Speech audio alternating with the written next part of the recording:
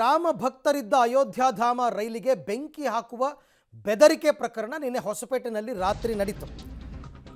ಈಗ ರಾಮ ಭಕ್ತರಿಗೆ ಬೆದರಿಕೆ ಹಾಕಿದ್ದ ಆ ಆರೋಪಿಯನ್ನ ಬಂಧಿಸಲಾಗಿದೆ.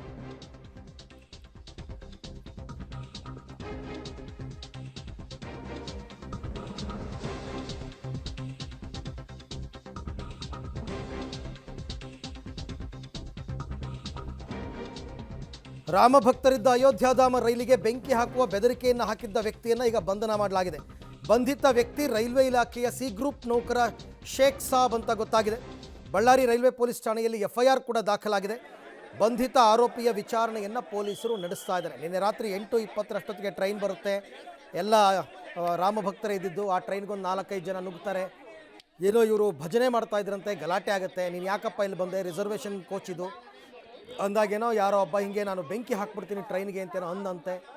ಅದಾದ ಮೇಲೆ ದೊಡ್ಡ ಪ್ರತಿಭಟನೆಗಳು ನಡೆದಿದೆ. ರಾಮಭಕ್ತರೇ 3 ಜನರನ್ನ ಪೊಲೀಸರು ಹಿಡ್ಕೊಟ್ರು ಕೂಡ ಪೊಲೀಸರು ಅವ್ರನ್ನ ಬಿಟ್ಟುಬಿಟ್ರು ಅಂತ ಪ್ರತಿಭಟನೆ ಎಲ್ಲ ನಡೀತು. ಪೊಲೀಸರು ಅವರ ಮನವೊಲಿಸಿದ್ರು. ಆಮೇಲೆ ಆ ಟ್ರೈನನ್ನು ಆ ಕಡೆಯಿಂದ ಕಳಿಸಿದ್ರು. ಬಟ್ ಬೆಂಗಳೂರಿಗೆ ಬಂದ ಮೇಲೂ ಕೂಡ ರಾಮಭಕ್ತರು ವಿಪರೀತ ಆಕ್ರೋಶವನ್ನು ಹೊರಹಾಕಿದ್ದಾರೆ.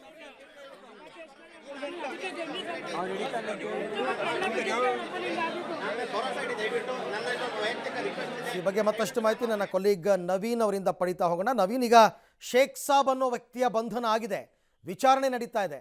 ವಿಚಾರಣೆ ಸಂದರ್ಭದಲ್ಲಿ ಏನಾದರೂ ಇಂಟ್ರೆಸ್ಟಿಂಗ್ ವಿಚಾರ ಏನಾದರೂ ಆತ ಬಾಯಿ ಬಿಟ್ಟಿದ್ದಾನ? ಅಂದರೆ ಉದ್ದೇಶಪೂರ್ವಕವಾಗಿ ಗಲಾಟೆ ಮಾಡಿದ್ವಿ, ಉದ್ದೇಶಪೂರ್ವಕವಾಗಿ ಬೆದರಿಕೆ ಹಾಕಿದ್ವಿ ಅಂತನ, ಆ ಥರದ್ದೇನಾದರೂ ಮಾಹಿತಿ ಸಿಕ್ಕಿದೆಯಾ ಅಂತ? ಈಗಾಗಲೇ ಆ ಥರನ ಬಳ್ಳಾರಿಗೆ ಕರ್ಕೊಂಡ್ಬಂದು ಅವ್ರನ್ನ ಬಳ್ಳಾರಿಯ ರೈಲ್ವೆ ನಿಲ್ದಾಣದಲ್ಲಿ ಈಗ ವಿಚಾರಣೆನ ನಡೆಸ್ತಿರುವಂಥದ್ದು. ಪ್ರಮುಖವಾಗಿ ಆತ ಇನ್ನೂ 3 ಜನ ಆರೋಪಿಗಳು ಏನಿದ್ರು ಅವರು ಅಲ್ಲಿ ಗಲಾಟೆಯನ್ನು ಮಾಡ್ತಾ ಇದ್ರು. ಆ ಒಂದು ಸಂದರ್ಭದಲ್ಲಿ ನಾನು ವಿಡಿಯೋ ಚಿತ್ರೀಕರಣವನ್ನು ಮಾಡ್ತಾ ಇದ್ದೆ, ನಾನು ಅಲ್ಲಿರ್ತಕ್ಕಂಥ ಜನರನ್ನ ತಿಳಿಗೊಳಿಸ್ತಾ ಇದ್ದೆ ಅನ್ನುವಂಥ ಮಾಹಿತಿಯನ್ನು ಪೊಲೀಸರಿಗೆ ನೀಡ್ತಾ ಇರುವಂಥದ್ದು. ನಾನು ಯಾವುದೇ ರೀತಿಯಾದಂಥ ಟ್ರೈನಿಗೆ ಬೆಂಕಿ ಹಚ್ತೀನಿ ಅನ್ನುವಂಥ ಏನೋ ಒಂದು ಹೇಳಿಕೆಯನ್ನು ನಾನು ಕೊಟ್ಟಿಲ್ಲ ಅನ್ನುವಂಥ ಮಾಹಿತಿಯನ್ನು ಪೊಲೀಸರಿಗೆ ಕೊಡ್ತಿರುವಂಥದ್ದು.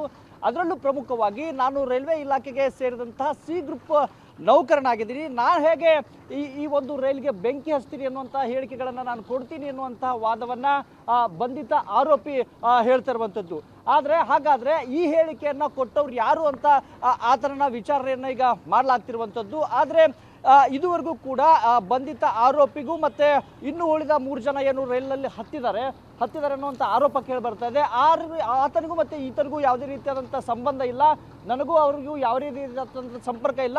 ನಾನು ಟ್ರೈನಲ್ಲಿ ಹತ್ತಿದಂಥ ಸಂದರ್ಭದಲ್ಲಿ ಕೇವಲ ವಾಗ್ವಾದ ಆಗ್ತಾ ಇತ್ತು. ಆ ಒಂದು ಸಂದರ್ಭದಲ್ಲಿ ನಾನು ಟ್ರೈನಲ್ಲಿ ಹತ್ತಿದಂಥ ಸಂದರ್ಭದಲ್ಲಿ ನನ್ನನ್ನು ಕೂಡ ಇವರು ರಾಮ ಭಕ್ತರು ನನ್ನನ್ನು ಆರೋಪಿತನಂತ ಅಂದುಕೊಂಡು ನನ್ನ ಮೇಲೂ ಗಲಾಟೆಯನ್ನು ಮಾಡೋದಕ್ಕೆ ಮುಂದಾಗ್ತಾರೆ. ಆ ಒಂದು ಸಂದರ್ಭದಲ್ಲಿ ನಾನು ಟ್ರೈನಿಂದ ಇಳಿದು ಹೋಗಿ ಬೇರೊಂದು ಟ್ರೈನ್ಗೆ ನಾನು ಹತ್ತಿದ್ದು ನಿಜ ಅನ್ನುವಂಥ ಮಾಹಿತಿಯನ್ನು ರೈಲ್ವೆ ಪೊಲೀಸರ ಮುಂದೆ ಹೇಳಿಕೆಯನ್ನು ಕೊಟ್ಟಿರುವಂಥದ್ದು.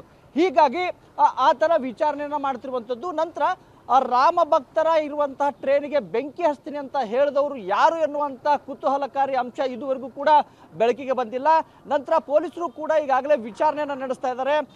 ಉಳಿದಂತಹ 3 ಜನ ಏನು ಟ್ರೈನ್ನಲ್ಲಿ ಹತ್ತಿ ರಾಮ ಭಕ್ತರಿಗೆ ಬೆದರಿಕೆಯನ್ನು ಹಾಕ್ತೀನಿ ಅಂತ ಏನು ಹೇಳಿದ್ದಾರೆ, ಅವ್ರು ಯಾರು ಎನ್ನುವಂತಹ ಮಾಹಿತಿ ಇದುವರೆಗೂ ಕೂಡ ರೈಲ್ವೆ ಪೊಲೀಸರಿಗೆ ಸಿಗ್ತಾ ಇಲ್ಲ. ಅದೇ ರೀತಿಯಾಗಿ ಈಗಾಗಲೇ ಬಳ್ಳಾರಿ ರೈಲ್ವೆ ಪೊಲೀಸರು ಪ್ರಕರಣವನ್ನು ದಾಖಲಿಸಿಕೊಂಡು ವಿಚಾರಣೆಯನ್ನು ನಡೆಸ್ತಾ ಇದ್ದಾರೆ. ನಂತರ ಆ ಒಂದು ಬೋಗಿಯಲ್ಲಿ ಅಕ್ರಮವಾಗಿ ಪ್ರವೇಶವನ್ನ ಮಾಡಿದವರು ಯಾರು ಎನ್ನುವಂತ ಪತ್ತೆಗೆ ಈಗ ಪೊಲೀಸರು ಮುಂದಾಗಿರುವಂತದ್ದು. ಥ್ಯಾಂಕ್ ಯು ತಮ್ಮ ಎಲ್ಲ ಮಾಹಿತಿಗೆ ನವೀನ್, ಧನ್ಯವಾದ.